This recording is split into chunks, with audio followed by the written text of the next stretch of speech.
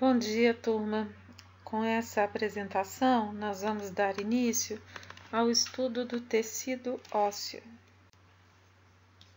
O tecido ósseo é um tipo de tecido conjuntivo, portanto, é um tecido formado por células afastadas umas das outras e o espaço entre elas ocupado por uma matriz extracelular, composta por fibras e por substância fundamental amorfa.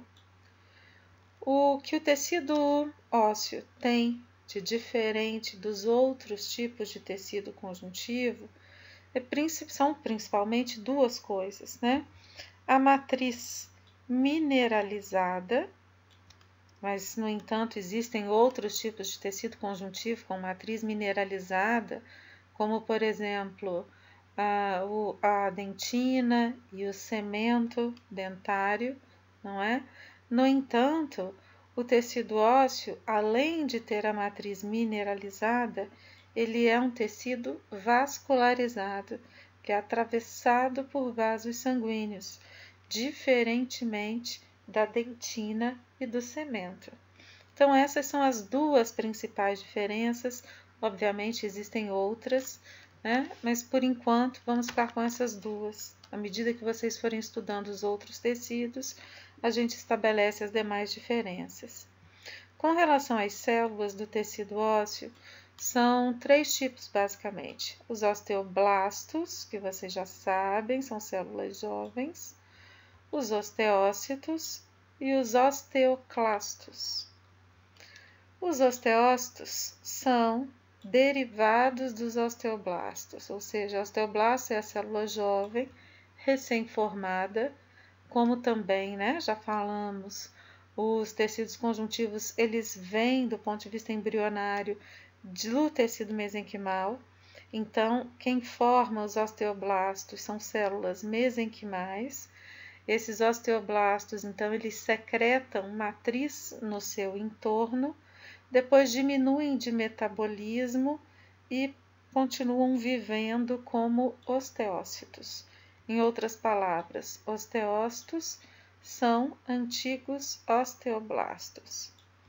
Já os osteoclastos, cuidado com essa nomenclatura, né? Os nomes são muito parecidos. Osteoblasto é a célula jovem, que é responsável pela secreção da matriz óssea, e osteoclasto é uma célula que não pertence à linhagem dos osteoblastos, é uma célula derivada de células sanguíneas, responsável pela reabsorção do tecido ósseo, ou seja, pela destruição da matriz óssea. Vamos destrinchar esse assunto um pouco mais para frente. Ainda, né, comentando sobre os tipos de células que a gente encontra no tecido ósseo, a gente percebe que os osteoblastos, eles podem se dividir em dois grupos, né? Osteoblastos ativos e inativos. Então, na verdade, não são dois grupos diferentes, né? Em determinados momentos, os osteoblastos não secretam matriz, e nesses momentos eles são chamados inativos, e quando eles estão na fase secretora, eles são chamados ativos. Os osteoblastos, tanto os ativos quanto os inativos, eles têm uma função muito importante, que é proteger o tecido ósseo contra reabsorção. Como assim? Bom, os tecidos mineralizados, todos eles, né? E aí vamos lembrar que no nosso corpo nós temos naturalmente 4 tipos de tecidos que são mineralizados. Temos os tecidos mineralizados de natureza conjuntiva, que são o tecido ósseo, a dentina e o cemento. O cemento é um tecido que é encontrado na raiz dos dentes. E temos um tecido mineralizado de natureza epitelial, que é o esmalte dentário. O esmalte dentário, aliás, é o tecido que atinge maior grau de mineralização. Bom, Então, por que eu estou falando isso? Todo tecido mineralizado, quando entra em contato direto com o tecido conjuntivo, sofre reabsorção, ou seja, sofre destruição.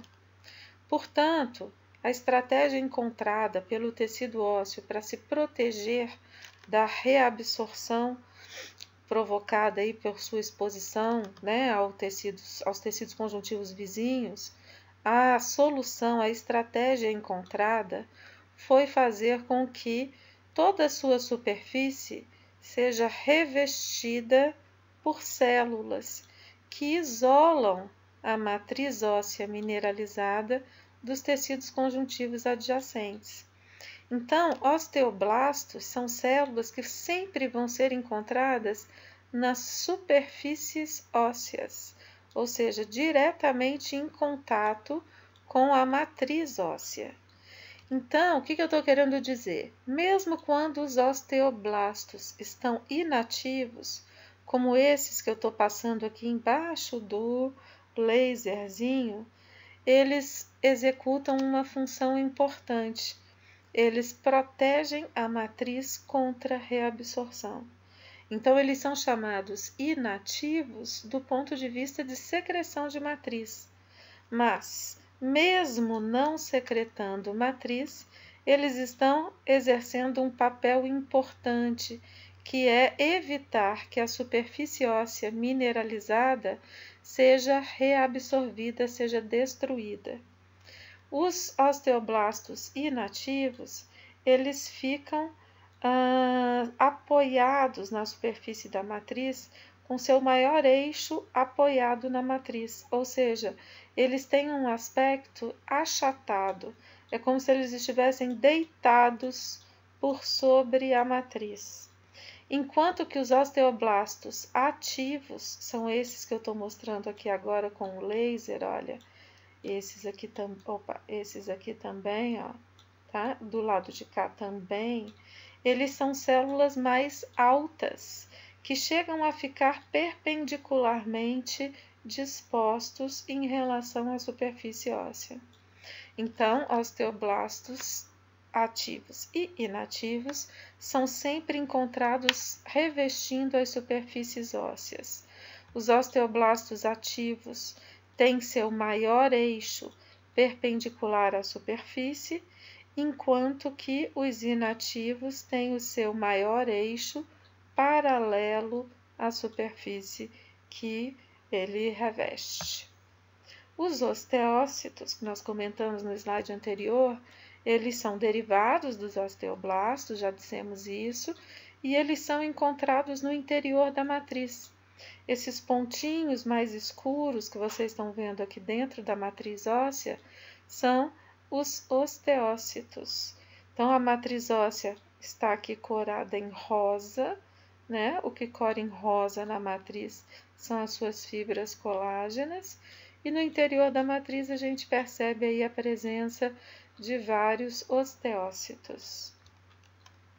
O osteoclasto, como nós dissemos, é uma célula que é derivada de células sanguíneas, nós vamos estudar isso em detalhes mais à frente, e que quando está ativo, revestindo a superfície, reabsorvendo a matriz óssea, é encontrado na superfície, como esse aqui que eu estou mostrando agora. Osteoclastos são células grandes, muito acidófilas, não têm forma definida e, quando ativos, são encontrados em contato direto com a superfície óssea. Nessa fotografia, a gente está observando, então, o interior de um osso que estava em formação, e esse espaço todo que a gente está vendo aqui, ó, em volta dessas trabéculas ósseas, é o espaço medular. Esse tecido conjuntivo celular que vocês estão observando aqui, onde eu estou passando o laser agora, é a medula óssea. Essa medula é uma medula óssea ativa. E esses espaços branquinhos que vocês estão vendo aqui são os capilares sinusoides encontrados no interior da medula óssea. Nós vamos iniciar o estudo do tecido ósseo falando um pouco sobre a matriz extracelular. Depois vamos comentar sobre as funções exercidas pelos ossos e, por consequência, pelo tecido ósseo. E vamos deixar para estudar as células em detalhes na nossa próxima aula. O tecido ósseo é um tecido que tem a matriz formada por em torno de 67% por matéria inorgânica. Então, a maior parte da matriz óssea é formada por cristais de fosfato de cálcio, chamados de cristais de hidroxiapatita. São esses pequenos cristais que vocês estão observando nessa figura aqui ao lado. Pequenos cristais em forma de agulhas, né? Pequenas agulhinhas, cristais de hidroxiapatita, cuja fórmula vocês podem observar aqui, né? Então, para cada 4 fosfatos, nós vamos encontrar na molécula 10 íons cálcio e 2 hidroxilas, observando que, eventualmente, outros íons podem participar aí da formação dos cristais de hidroxiapatita. Então, podem ser absorvidos potássio, sódio, magnésio, flúor, metais pesados e, inclusive, elementos radioativos que estejam, porventura, circulando na corrente sanguínea. Então, sabendo que a matriz óssea é predominantemente inorgânica, o restante, né, do percentual, ou seja, cerca de 33% apenas da matriz, é formada por matéria orgânica. E o interessante é a gente observar que desses 33%, a grande maioria, cerca de 25%, é formado por fibras colágenas do tipo 1.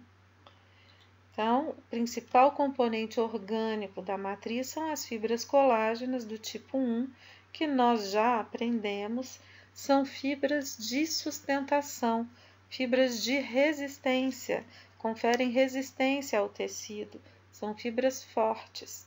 E na matriz do tecido ósseo precisamos disso porque, dentre outras coisas, o tecido ósseo é responsável por sustentar o peso do nosso corpo. Além do colágeno do tipo 1, na matriz óssea temos outros tipos de proteínas, são as proteínas não colagenosas. Dentre elas, vamos citar as proteínas morfogênicas do osso, são proteínas que estimulam síntese de matriz óssea, osteonectinas, cialoproteínas, osteocalcinas e osteopontinas, são proteínas relacionadas à mineralização da matriz. As fibronectinas estão relacionadas com a interação entre as células e a matriz óssea. Nesse slide, nós podemos perceber, então, a presença das fibras colágenas. Temos aqui fibras que foram pegas, né, cortadas aí no sentido longitudinal e algumas fibras cortadas transversalmente. Observem a característica das fibras colágenas, que são suas estriações.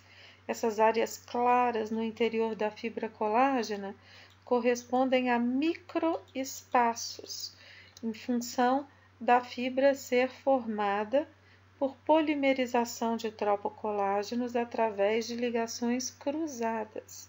Já comentamos isso também quando estudamos a matriz do tecido conjuntivo. Nos tecidos mineralizados de natureza conjuntiva, esses pequenos espaços no interior das fibras colágenas são úteis, porque é no interior desses espaços, no interior dessas fibras, que os cristais de hidroxiapatita começam a ser nucleados, começam a ser formados. O que eu estou querendo dizer para vocês é que na matriz do tecido ósseo, a mineralização ela se inicia dentro da fibra colágena e depois se expande para os espaços entre uma fibra colágena e outra. Isso é muito importante porque dá uma maior resistência mecânica aos tecidos ósseos. Bom, todo tecido ósseo tem basicamente essa composição que nós estudamos anteriormente, né, nos slides que a gente acabou de passar. Agora, a maneira como essa matriz óssea vai ser depositada pelos osteoblastos varia. E nós temos basicamente dois tipos de tecido ósseo: o tecido ósseo compacto e o tecido ósseo esponjoso. Então, se pegarmos um pouquinho do tecido ósseo esponjoso e formos analisá-lo bioquimicamente e fizermos a mesma coisa com um pouquinho de tecido ósseo compacto, a gente vai perceber que a composição é a mesma. O que muda é a maneira como esse tecido foi depositado. Então, o tecido ósseo compacto, ele é depositado em camadas consecutivas. Cada uma dessas camadas é chamada lamela óssea. E no tecido ósseo compacto, a gente não percebe macroscopicamente nenhum orifício.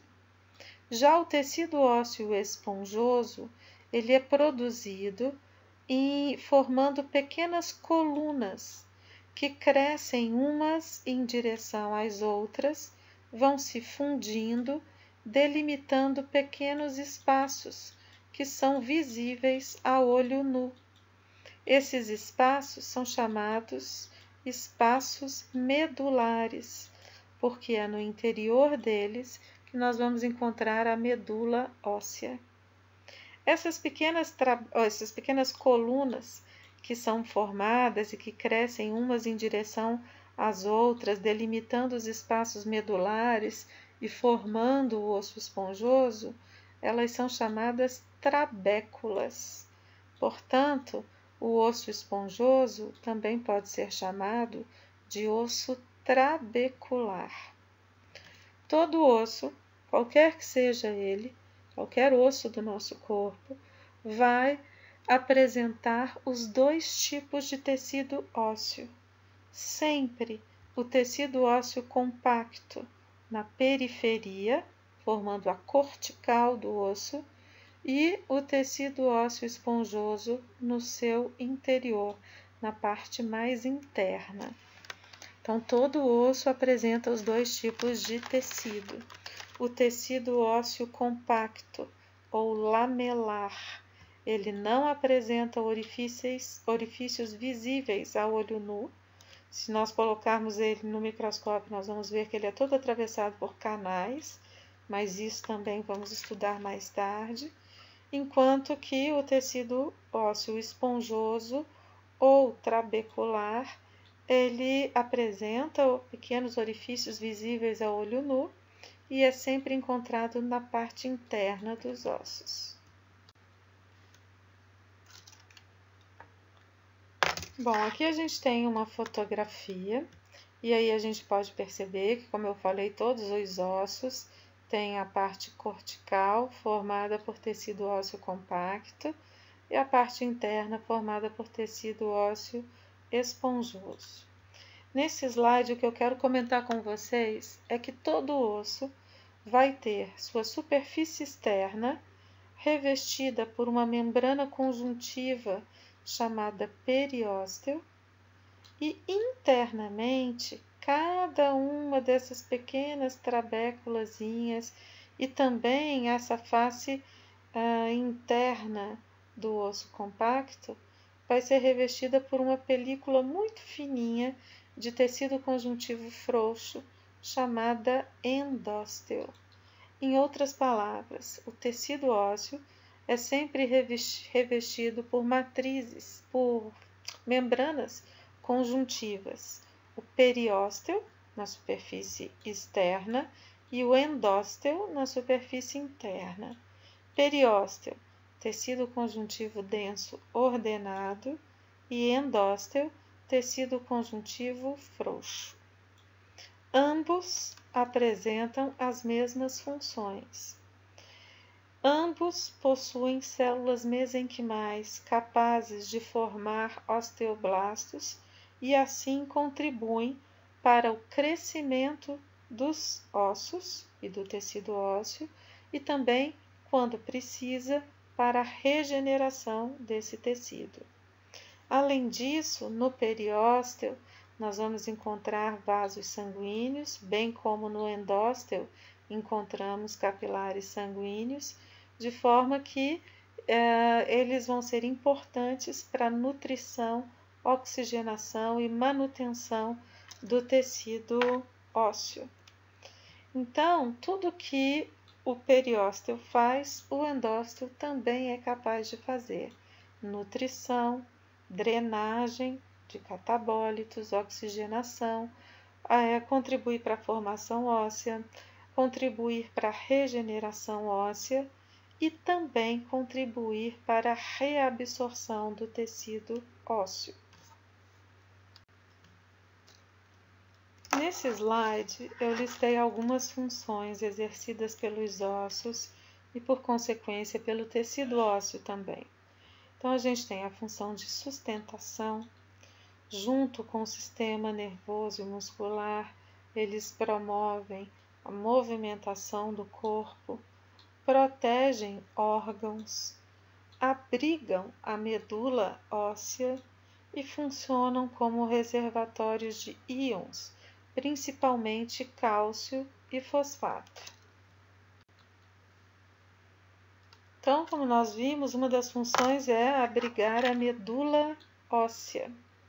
Medula óssea é um tipo de tecido conjuntivo chamado tecido mieloide. Ele tem um estroma de sustentação reticular, então fibras colágenas do tipo 3, e sobre essa trama de tecido de fibra reticular, de tecido conjuntivo reticular, nós vamos encontrar várias células tronco que serão responsáveis pela formação de todas as células sanguíneas e também das plaquetas. Eventualmente, em meio a esse tecido mieloide, nós vamos encontrar algumas células adiposas uniloculares. E atravessando esse tecido, nós encontramos capilares sanguíneos do tipo sinusoide. Capilar sinusoide, para quem não lembra, é um tipo de capilar que tem a luz ampla e a parede cheia de orifícios. Então, no caso aqui da medula óssea, esses capilares são úteis, porque facilitam a entrada de células sanguíneas na corrente sanguínea à medida que elas vão se maturando aqui no tecido mieloide. Aqui nessa fotografia a gente consegue perceber células grandes, acidófilas, com um núcleo central. Essas células são facilmente distinguíveis, são os megacariócitos. Megacariócitos emitem projeções citoplasmáticas para o interior dos capilares sinusoides e fragmentam esses prolongamentos no interior da corrente sanguínea. Cada fragmento é uma plaqueta. Então, megacariócitos são células formadoras de plaquetas. E estima-se que cada um desses megacariócitos possa formar 3.000 plaquetas. À medida que eles vão fragmentando, eles vão ficando menores, até que ficam muito pequenos, quase sem citoplasma, e são fagocitados por células vizinhas e substituídos por novas células. Bom, reparem que eu coloquei aqui que essa é uma medula óssea ativa. O que significa isso? Significa que é uma medula que está produzindo células sanguíneas. Quando nós nascemos, o interior de todos os nossos ossos é ocupado por uma medula óssea ativa. Mas na medida em que vamos crescendo, essa medula vai sendo inativada no interior de alguns ossos. E na vida adulta, ela só permanece ativa no externo na cintura escapular, nos ossos da cintura escapular e nos ossos da cintura pélvica. Isso acontece para adequar a necessidade de formação de células sanguíneas ao volume corporal que vai crescendo. O que eu quero dizer com isso? Bom, nós sabemos que nós precisamos o tempo todo produzir células sanguíneas para substituir as que vão envelhecendo na corrente sanguínea. As células sanguíneas que duram mais tempo, que vivem mais tempo, são as hemácias e elas vivem apenas por cerca de 4 meses. Então, a necessidade de produzir células sanguíneas para substituir as que vão envelhecendo é uma constante. Porém, quando nós nascemos, além de produzir células sanguíneas para substituir as que iriam envelhecer, nós precisamos também produzir células sanguíneas para aumentar o volume de sangue e fazer com que esse volume corresponda ao aumento progressivo que a capacidade volumétrica do sistema circulatório vai acompanhando, né? Esse aumento de capacidade volumétrica. Deixa eu explicar isso melhor. Nós nascemos com um determinado comprimento, alguns centímetros aí de comprimento e alguns quilos, né? E à medida que o tempo vai passando, nós crescemos. E se nós crescemos, quando nós crescemos, tudo em nós cresce também. Então, nosso sistema circulatório também cresce, para acompanhar o crescimento do restante do corpo. E à medida que esse sistema circulatório cresce, a sua capacidade volumétrica também cresce. Logo, a necessidade de produzir um volume de sangue que ocupe essa capacidade volumétrica, certo? Se, na medida em que nós vamos diminuindo o índice de crescimento, nós não inativarmos parte da nossa medula óssea, acabaria que nós produziríamos um volume maior de sangue e isso faria um volume maior de sangue do que essa capacidade volumétrica, né? E isso faria com que a pressão arterial se elevasse. Então, na verdade, essa inativação da medula óssea é um aspecto fisiológico que adapta a capacidade de produção de células sanguíneas às necessidades do organismo. Quando ou à medida que nós vamos inativando a medula óssea no interior de alguns ossos, aquelas células-tronco, então, elas param de se dividir, a quantidade de células precursoras de células sanguíneas, então, normalmente vai diminuir, porque as células não estão se dividindo, as células-tronco não estão se dividindo, e o espaço que vai sobrar no tecido mieloide vai ser ocupado por novas células adiposas, de modo que a medula óssea inativa, ela não tem esse aspecto que a gente está vendo aqui não. Ela é uma medula óssea, ou é um tecido adiposo unilocular.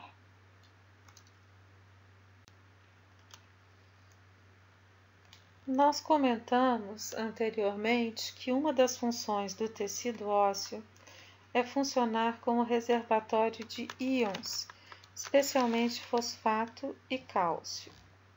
Então vamos comentar um pouquinho essa função porque ela é muito importante. O cálcio é um íon essencial para o metabolismo do nosso corpo. Pensem vocês, contração muscular é um processo que depende diretamente da disponibilidade de cálcio no interior das células. Portanto, nossa movimentação, o funcionamento do nosso tubo digestório, o nosso coração, o batimento cardíaco, a nossa ventilação pulmonar, tudo isso é dependente de cálcio.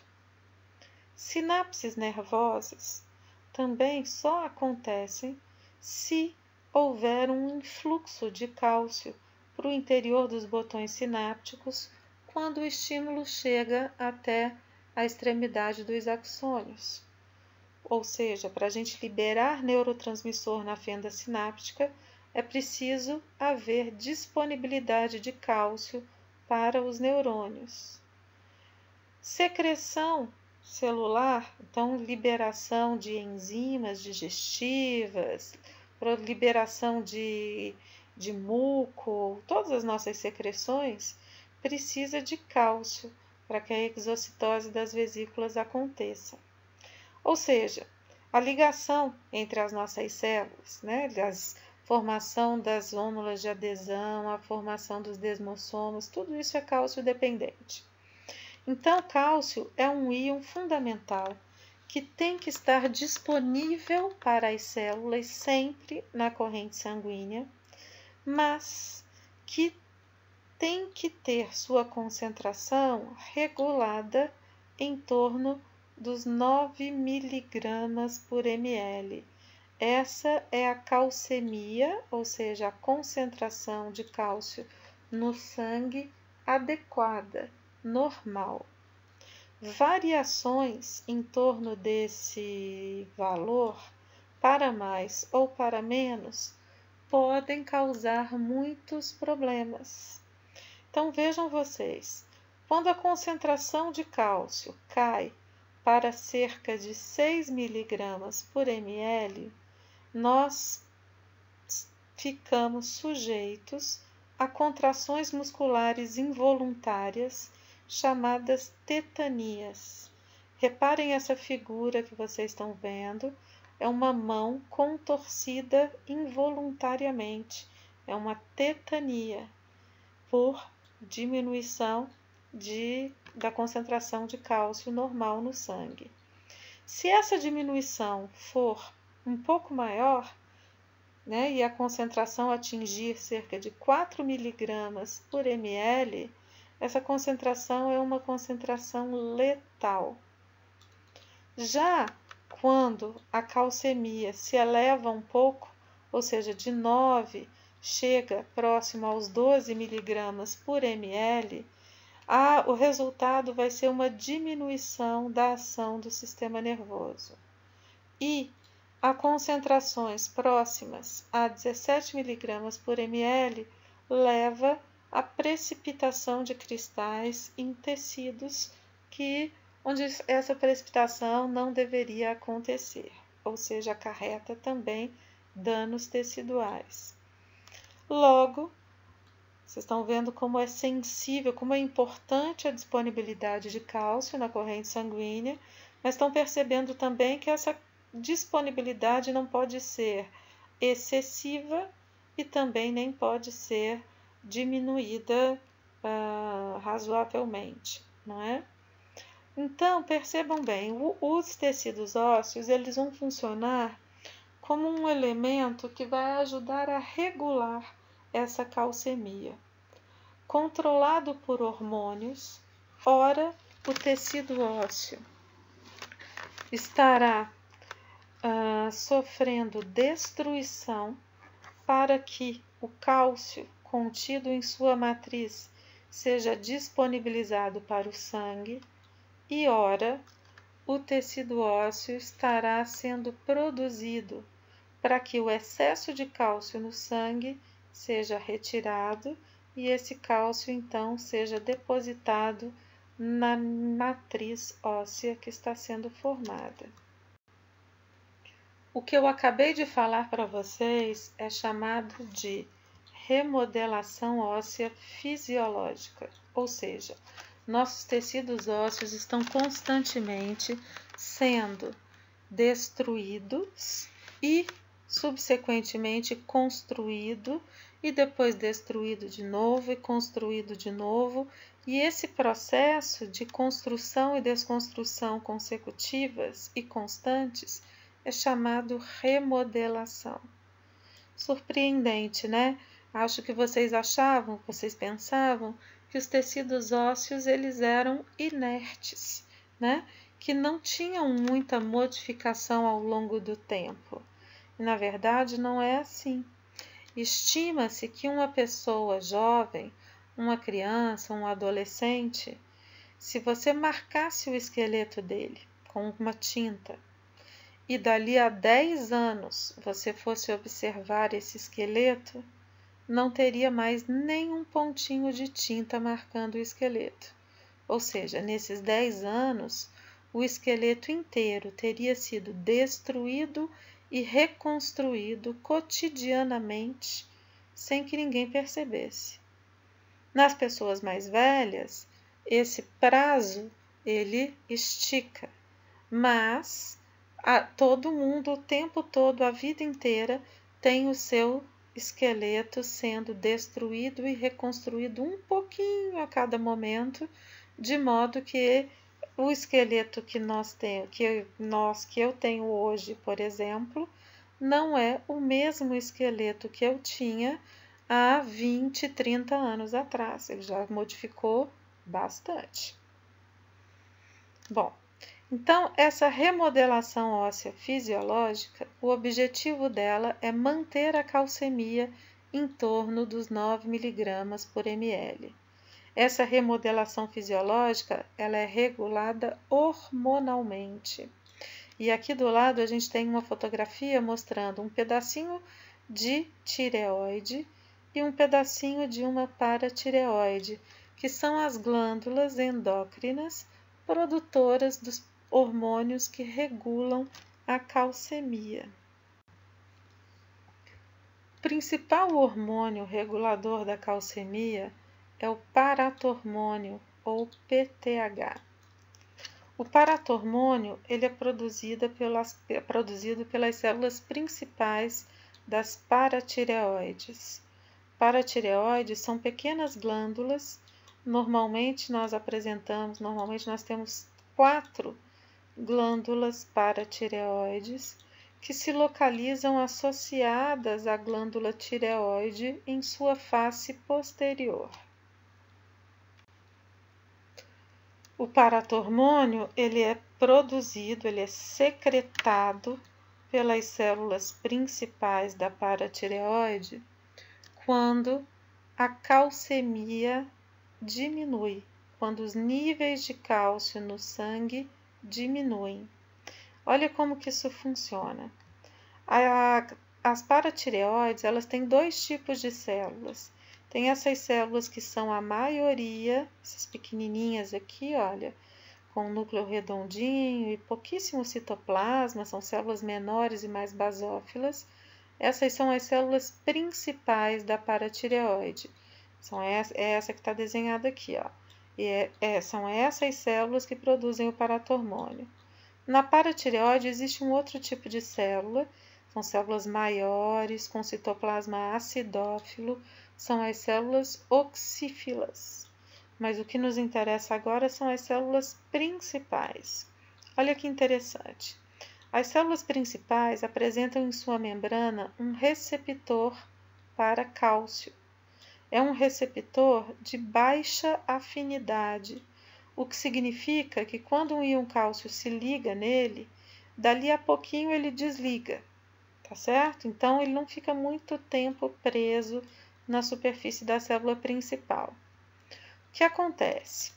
Se a gente tem no nosso sangue e, consequentemente, nos fluidos intersticiais do nosso corpo, se a gente tem uma concentração adequada de cálcio ou uma concentração elevada, nas imediações das células principais, nós vamos ter tantos íons cálcio que, assim que um íon cálcio se desligar do receptor, um outro vai se ligar, aí ele vai se desligar, aí um outro vai se ligar, ou seja, o receptor vai se manter ocupado em condições de calcemia normal e em condições de calcemia elevada. Já quando a calcemia diminui, o que vai acontecer? Na hora que um íon cálcio dissociar, como vai ter pouco íon no fluido intersticial, vai demorar para um outro íon associar ao receptor das células principais. E quando esses receptores ficam desocupados, a célula então é estimulada a produzir paratormônio e secretar o paratormônio na corrente sanguínea. O paratormônio então, através de várias estratégias que nós vamos ver no próximo slide, ele vai ser responsável por elevar a concentração de cálcio no sangue. Bom, e como então que o paratormônio promove a elevação dos níveis de cálcio no sangue? Através, basicamente, de 3 estratégias. Primeiro, ele estimula a reabsorção óssea.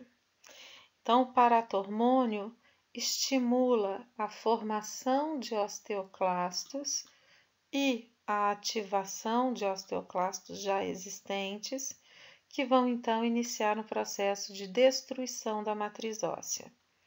Claro, são microdestruições, certo? E na medida em que essa matriz começa a ser destruída, o cálcio que estava depositado nela para fazer com que ela se mantivesse mineralizada, né, para mineralizá-la, ele é devolvido para a corrente sanguínea. Com isso, os níveis de cálcio voltam a subir.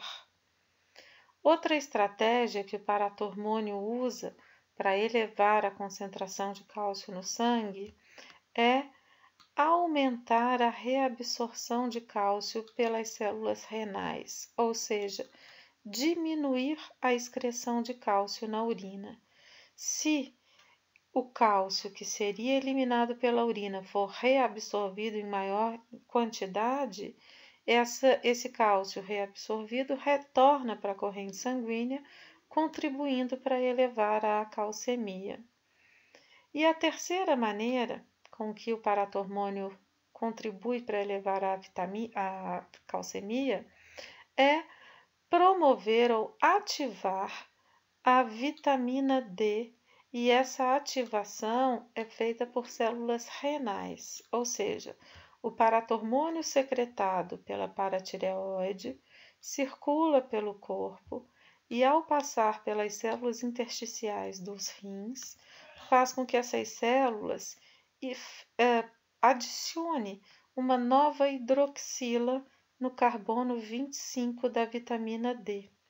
Com isso, a vitamina D bihidroxilada se torna ativa e, ao passar pelo intestino, a vitamina D ativa, ela promove ou ela estimula as células epiteliais do intestino a aumentar a quantidade de receptor de cálcio na sua superfície, ou seja, a vitamina D ativada pela presença de paratormônio na corrente sanguínea faz com que as células epiteliais do intestino aumentem a absorção de cálcio dos alimentos, do que foi alimentado. Então, se o intestino absorve mais cálcio, se os rins diminuem a excreção de cálcio e se o osso libera cálcio da sua matriz para o sangue, o resultado dessas 3 ações é um aumento na concentração de cálcio na corrente sanguínea. E aí, vamos lembrar, se aumenta a concentração de cálcio na corrente sanguínea, os receptores das células principais da paratireoide ficam constantemente ocupados e param de secretar paratormônio. Nesse momento, então, a reabsorção óssea que vinha acontecendo cessa e vai se iniciar uma fase de produção de matriz óssea. À medida que a matriz óssea for sendo produzida, o cálcio da corrente sanguínea vai ser retirado, ou parte dele vai ser retirado para mineralizar essa matriz, e com isso a concentração de cálcio no sangue cai novamente. Essa queda ativa as células principais, que secretam paratormônio, e começa tudo de novo. Então, todos os dias, várias vezes por dia, a vida toda, ora, nós estamos tendo um pouquinho de reabsorção da matriz dos nossos ossos, ora, nós estamos reconstruindo essa matriz óssea que foi destruída anteriormente. Esse processo é chamado remodelação óssea fisiológica e visa manter a concentração de cálcio no sangue constante em torno de 9 mg por ml. Bom, nós vimos que o paratormônio é responsável por estimular a formação de osteoclastos e ativar osteoclastos já existentes para que aconteça a reabsorção óssea. Porém, a célula responsável pela percepção do paratormônio não é o osteoclasto, mas sim os osteoblastos. São eles que têm receptor para paratormônio. Então, essa célula cinza representa um osteoblasto do tecido ósseo e esse quadradinho verde um receptor para paratormônio.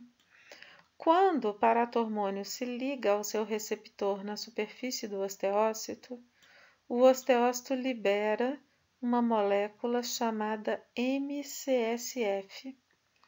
O MCSF ele é quimiotáxico para monócitos, ou seja, ele atrai os monócitos que estão chegando da corrente sanguínea nos tecidos conjuntivos do endósteo e ou do periósteo. Então, atrai esses monócitos para próximo dos osteoblastos. Ainda, estimulado pelo paratormônio, os osteoblastos expressam na sua membrana uma molécula chamada RANKL, ligante de Rank. É uma proteína transmembrana que tem afinidade de ligação com um receptor de membrana que os monócitos possuem. Quando esse receptor RANK se liga ao RANKL, o monócito, ao invés de se transformar em macrófago, ele se transforma em pré-osteoclasto. Esse pré-osteoclasto funde com outros osteoclastos, formando uma célula sincicial, uma célula multinucleada, chamada osteoclasto. É a célula responsável pela reabsorção óssea. O MCSF, ao mesmo tempo que ele atrai, que ele é quimiotáxico para monócitos, ele também acaba caindo na corrente sanguínea e, ao passar pela medula óssea, ele vai estimular as unidades formadoras de colônia de monócitos a produzirem novos monócitos. Na ausência do paratormônio, ou seja, quando não tem paratormônio ligado na superfície do osteoblasto, o osteoblasto produz uma proteína chamada osteoprotegerina.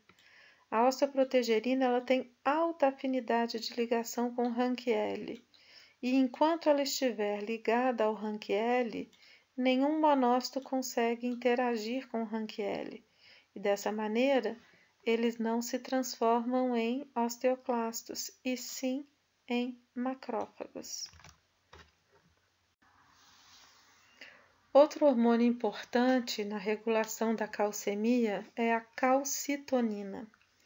A calcitonina é um hormônio produzido pela glândula tireoide, que vocês estão vendo aqui em posição anterior.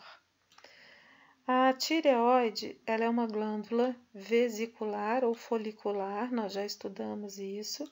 E nessa fotografia vocês estão vendo aqui os folículos com coloide no interior.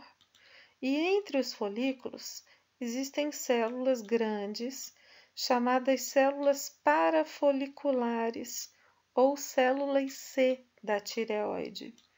Essas células que ficam entre os folículos são as produtoras de calcitonina. A calcitonina ela é secretada quando a calcemia é elevada, tá? Então, em condições de alta calcemia, na medida que a concentração de cálcio no sangue vai aumentando, as células células parafoliculares da tireoide secretam calcitonina. A calcitonina inativa os osteoclastos e, portanto, ela contribui para cessar a reabsorção óssea. Outro efeito da calcitonina é ativar os osteoblastos, então tornar osteoblastos inativos em osteoblastos ativos, que vão então iniciar a secreção de matriz óssea. Na medida em que a matriz é produzida, os osteoblastos então retiram cálcio do sangue para promover a mineralização dela. E essa retirada de cálcio no sangue contribui para diminuir a calcemia que estava se elevando. Então, nesse slide aqui, olha, vocês estão vendo na parte inferior do lado esquerdo os folículos tireoidianos com o colóide no seu interior. Então, os folículos são responsáveis por produzir T3 e T4. Mas entre os folículos nós vamos encontrar as células parafoliculares ou células C, que são as responsáveis pela produção da calcitonina. Então, no desenho aqui, ó, essa célula verdinha representa a célula parafolicular e as bolinhas marronzinhas a calcitonina que vai ser secretada. Quando o osteoclasto está ativo, reabsorvendo o osso, a gente percebe que ele vai desenvolver uma borda estriada, que é para aumentar a capacidade reabsortiva dele. Na presença de calcitonina, repare, ele tem um receptor para calcitonina, e na presença de calcitonina, ou seja, quando a calcitonina se liga no receptor, o osteoclasto ele desfaz a borda estriada e se torna inativo, ou seja, se torna uma célula que diminui o metabolismo, fica ali só sobrevivendo no tecido, sem exercer a função reabsortiva. Como nós comentamos então, desde o momento que a gente nasce até o nosso último momento de vida, os nossos ossos, estarão submetidos ao processo de remodelação, ou seja, uma destruição e reconstrução constante. Então, em pessoas jovens, a taxa de remodelação óssea ao ano é no osso compacto, em torno de 2 a 3% ao ano, e no osso esponjoso, em torno de 20% ao ano. O que significa isso? Significa que no prazo de um ano, nós teremos substituído, ou seja, nós teremos destruído e reconstruído apenas cerca de 2,5% dos nossos ossos compactos, enquanto que a parte esponjosa dos nossos ossos terá sido destruída e reconstruída em 20%.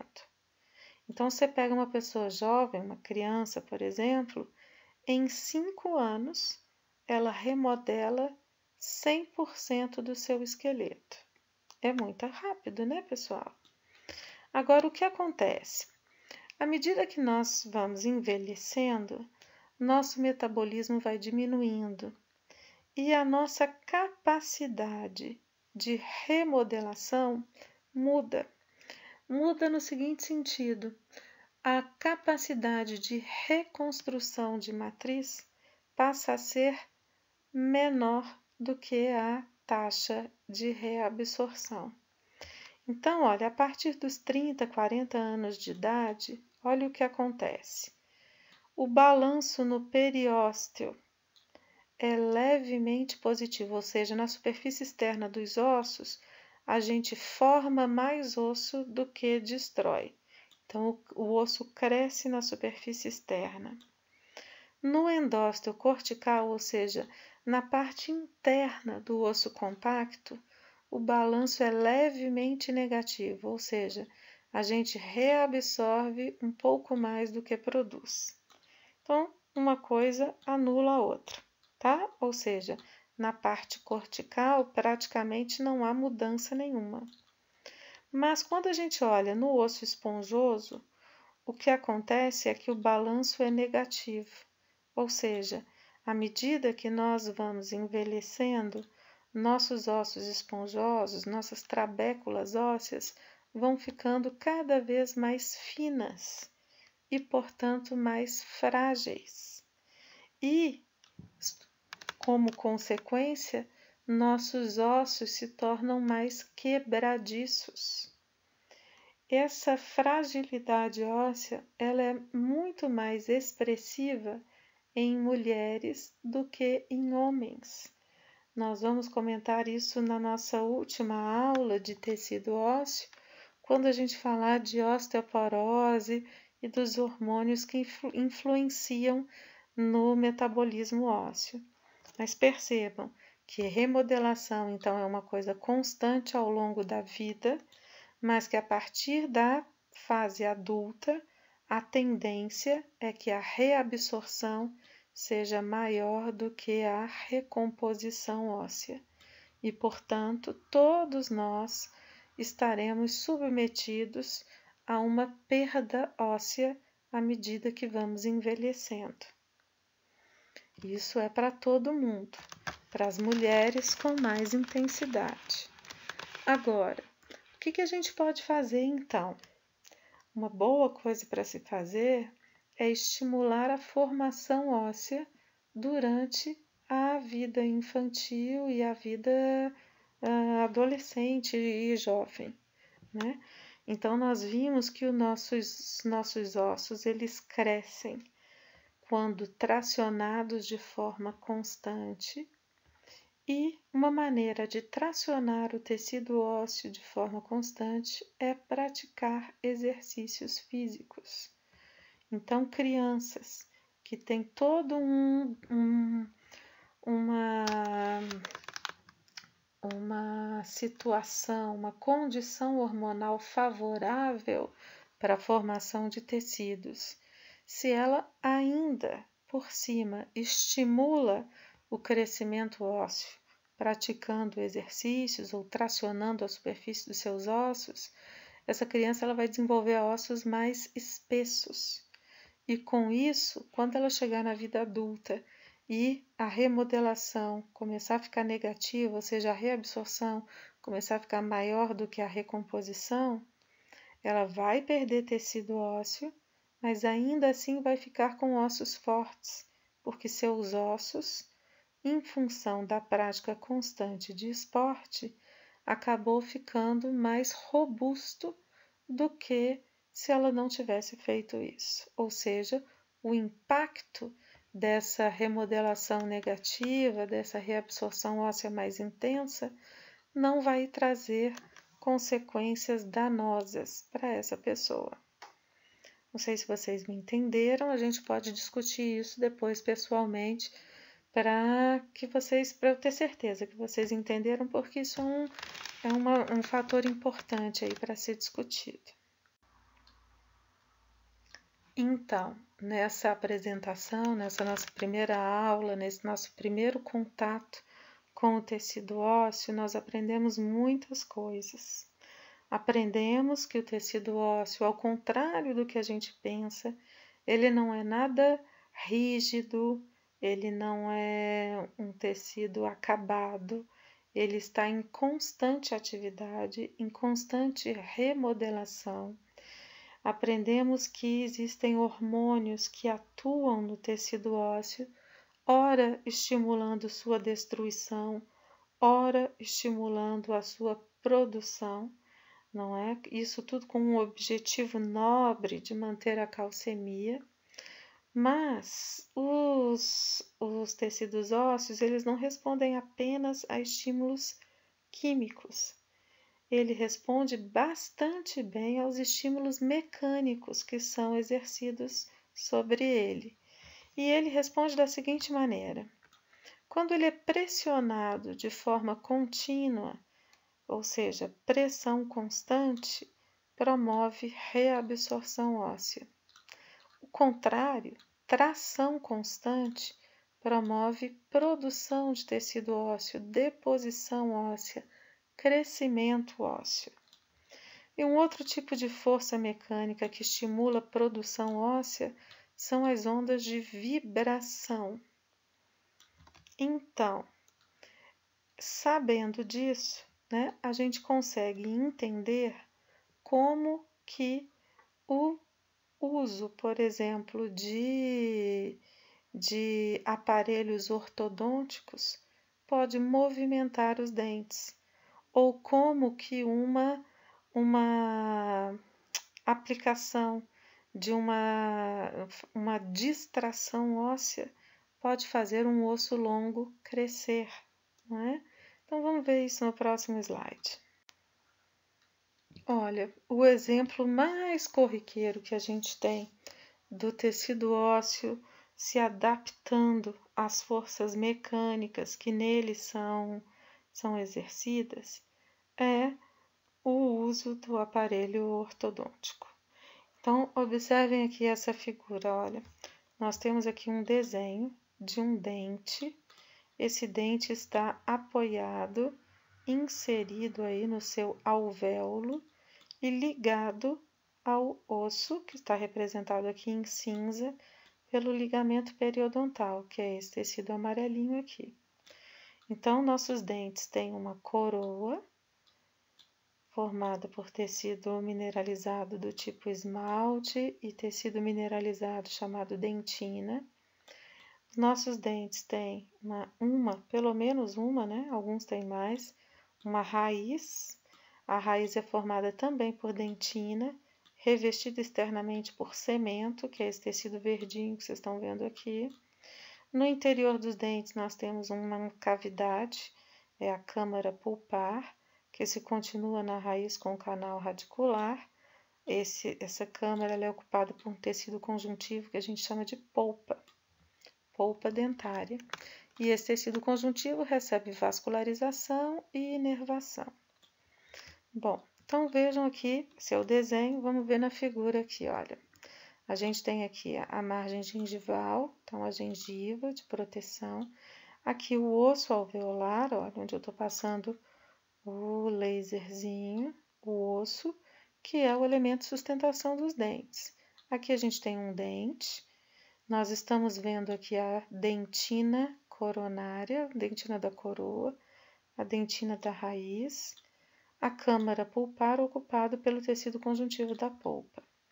Conectando a raiz do dente ao osso alveolar, vocês estão vendo esse tecido aqui, ó, é um tecido conjuntivo fibroso chamado ligamento periodontal. E vocês estão vendo aí também coladinho na dentina radicular uma linha cor-de-rosa bem fininha, mais escura. À medida que a gente vai chegando no ápice da raiz, ela vai ficando mais grossinha, olha. Isso é o cemento, tecido que reveste a raiz do dente, certo? Então vocês imaginem o seguinte, olha, imagine que vocês colocaram um aparelho ortodôntico. Fixaram os bractezinhos aqui na coroa, interligaram esses bractes com fios, né? E o dentista exerceu uma força, aí apertou esses fiozinhos. Vamos supor que de modo que a força resultante fosse nesse sentido aqui, ó. Ou seja, que essa coroa estivesse sendo tracionada no sentido da esquerda. O que ia acontecer com essa superfície óssea? Se o dente está sendo puxado para a esquerda, ele iria pressionar essa superfície óssea. E essa pressão constante provocaria a reabsorção dessa parte, dessa superfície do osso alveolar. No lado oposto, se o dente está sendo puxado para a esquerda, essa superfície receberia força de tração constante. Então, ela cresceria no sentido da força, ou seja, ela cresceria para a esquerda, enquanto essa face aqui seria reabsorvida. E com isso, o dente se deslocaria um pouquinho para a esquerda. Uma vez que o tecido ósseo tivesse cedido a essa pressão e a essa tração, ou seja, a força aplicada na coroa, o dente pararia de se movimentar, certo? Ele estabilizaria numa posição um pouquinho à esquerda. Aí, dali a um tempo, no mês seguinte, o paciente ia voltar no dentista e o dentista ia apertar mais um pouquinho o aparelho, o fio.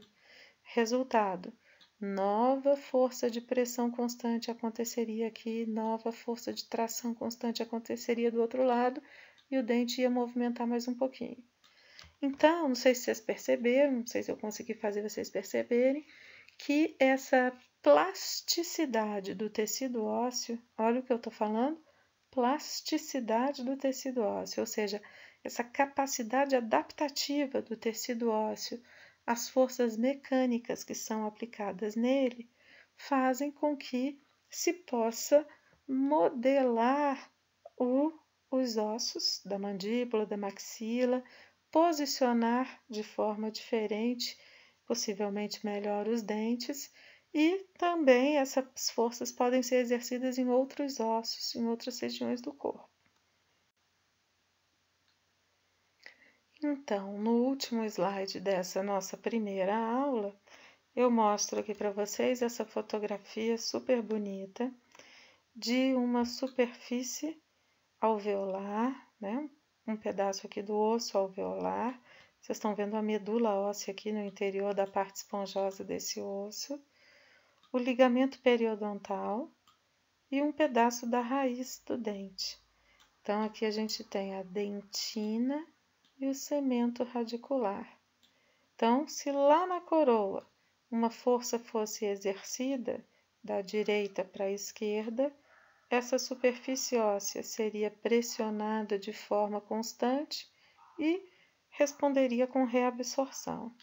Se fosse o contrário, uma força da esquerda para a direita, essa superfície óssea seria tracionada de forma constante, essa tração viria a partir da coroa, mas seria transferida para a superfície óssea através do ligamento periodontal, e o resultado seria um crescimento do osso em direção da força de tração, certo?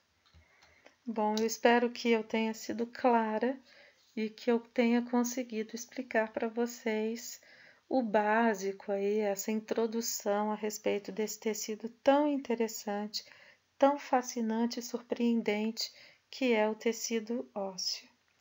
E vamos então, nas próximas aulas, falar sobre as células ósseas, o metabolismo ósseo, crescimento e formação óssea e os fatores que influenciam nessa remodelação, na regeneração e no metabolismo dos ossos.